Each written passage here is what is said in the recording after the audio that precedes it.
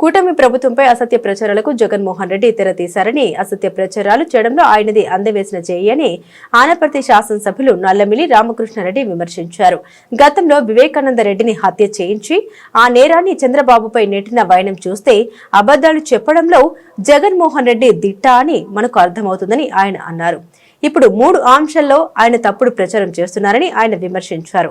Rajahmundry press club లో గురువారం ఆయన విలేకరుల సమావేశంలో మాట్లాడుతూ యూరియా నిల్వలు సమృద్ధిగా ఉన్నాయని, ఎటువంటి కొరత ఉండదని స్పష్టం చేశారు.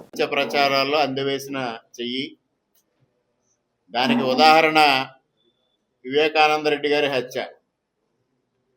వివేకానంద రెడ్డి గారిని తను హత్య చేయించి ఆ నేరం చంద్రబాబు నాయుడు గారి పైన నెట్టిన వైనం చూస్తే అబద్ధాలు ఏ విధంగా చెప్పడంలో జగన్మోహన్ రెడ్డి దిట్ట అనేది మనకు అర్థమవుతా ఉంది. అదేవిధంగా ఇవాళ కూటమి ప్రభుత్వం పైన విష ప్రచారం నిర్వహించడం జరుగుతూ ఉంది.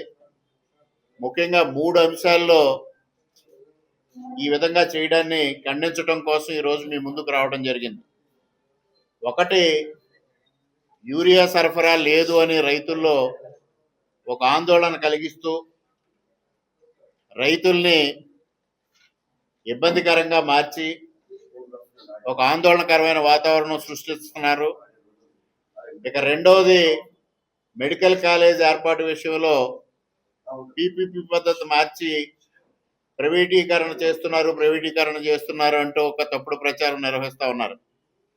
అదేవిధంగా మూడవది, ఏదైతే ఈరోజు ధాన్యం కొనుగోలు చేస్తూ ఉన్నామో అది అద్భుతంగా సాగుతూ ఉంటే దాన్ని తప్పుడు ప్రచారం నిర్వహించడం జరుగుతూ ఉంది. ఈ 3 విషయాలపైన జగన్మోహన్ రెడ్డి వైఖరిని ఖండించడం కోసం, వాస్తవాల్ని ప్రజలకు చెప్పడం కోసం ఈరోజు మేమంతా కూటమి నాయకులందరూ, నియోజకవర్గానికి సంబంధించిన కూటమి నాయకులందరూ మేము ముందుకు రావడం జరిగింది. ముఖ్యంగా యూరియా సరఫరా గురించి చూస్తే యూరియా సరఫరా సమృద్ధిగా నిల్వలు ఉన్నాయి. ఎటువంటి ఆందోళన రైతు తయారీ ధర అయితే రైతుకి 267 రూపాయలకి ఇవ్వడం జరుగుతూ ఉంది. అంటే ఒక్కొక్క బస్తాకి 2236 రూపాయలు సబ్సిడీ ఇవాళ కేంద్ర ప్రభుత్వం భరిస్తూ యూరియాని రైతాంగానికి అతి తక్కువ ధరకి సరఫరా చేయడం జరుగుతూ ఉంది.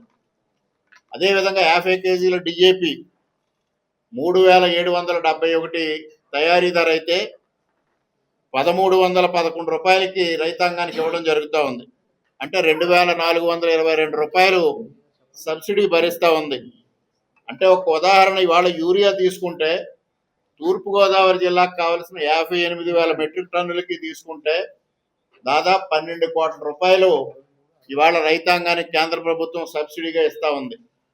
ఇంత చక్కగా కార్యక్రమం నిర్వహిస్తూ ఉంటే దాన్ని యూరియా దొరకడం లేదు అనేది ఒక రైతాంగంలో ఒక ఆందోళన క్రియేట్ చేసి తద్వారా ఇంకా పూర్తి స్థాయిలో దమ్ములు మొదలు పెట్టక ముందే కోతల సమయంలోనే రైతులు ఆందోళనతో ఎక్కడైతే యూరియా సరఫరా జరుగుతూ ఉందో అక్కడ క్యూలు కట్టే పరిస్థితి వస్తూ ఉంది. దాన్ని తీసి సాక్షి మీడియాలో రైతులకు యూరియా దొరకడం లేదు అనేది ఒక తప్పుడు ప్రచారం నిర్వహిస్తూ ఉన్నారు. ఇవాళ తూర్పుగోదావరి జిల్లా కాదు, మొత్తం ఆంధ్రప్రదేశ్లో ఉన్న రైతాంగానికి అందరికీ విజ్ఞప్తి చేసేది ఒకటే, సక్రమంగా యూరియా అందుబాటులో ఉంది. ఎవ్వరూ ఆందోళన చెందాల్సిన అవసరం లేదు.